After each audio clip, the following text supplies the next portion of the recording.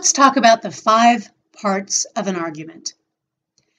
Welcome back to this series on critical thinking, a series that is designed to help you eliminate lazy thinking and continually develop your mental might. This is going to make you more effective in business, in your day-to-day conversations, and in influencing other people. Argument. Now that sounds like a negative word, but it's not. We do have arguments with other people, and they often get viewed negatively because bad feelings may accompany them.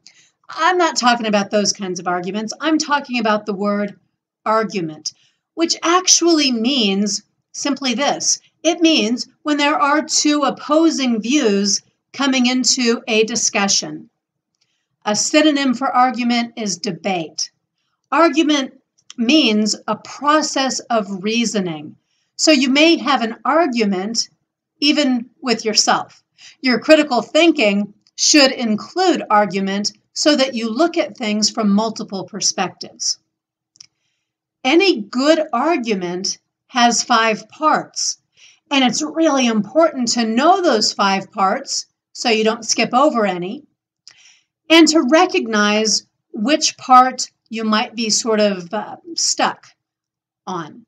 So, an argument. An argument first has a claim, a position, or an assertion. It starts with a claim. And then there's a counterclaim. That's how we have 2 different positions, 2 opposing views in an argument.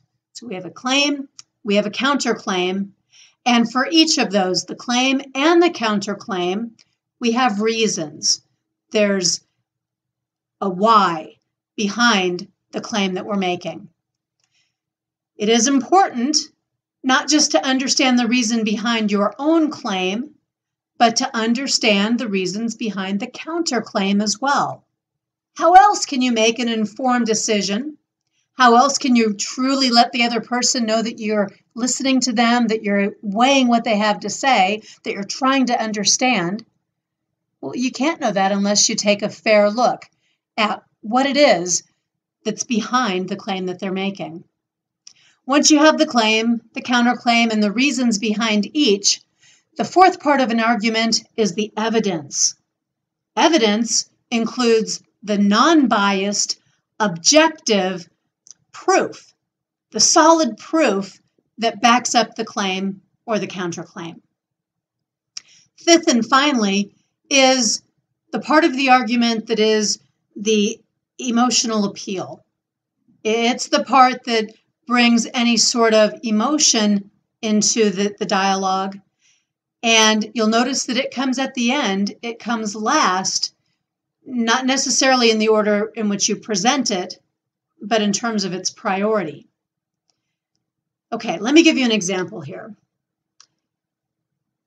One of the things I see happening a lot is that people are using step 1 and 5. They're leaving out 2, 3, and 4 when they make an argument.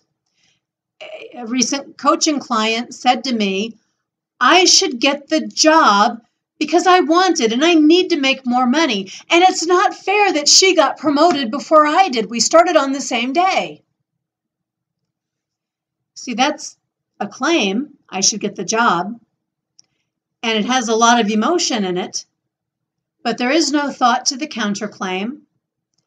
There isn't any reason behind it other than the emotional reason. And there's no evidence. There's no logic or proof or objective backup for the claim. A better argument would be, I should get the job. I understand there are other people vying for this job. Claim and counterclaim. You might even take it a step further. I should get the job. I understand there are other qualified candidates who are vying for the job and have a good shot at it too. Now we're more objective. Now let's see if we can't back both of those up with reasons. The reasons I should get the job include, and you would list some things in your resume, perhaps your recent accomplishments. The reasons they might consider the other candidate for the job include, and you line those up too. When you do that, you have a much better shot during the interview and selection process of overcoming the objections they might have based on your candidate's position, the other candidate's position, based on their accomplishments. You have to know what they are before you can answer them. And don't forget, we need some proof. So my claim is that I should get the job because I've accomplished X, Y, Z. And let me show you the results. Here's what my supervisor had to say about that. Put the proof into it. And emotionally, I'd really like to have this job.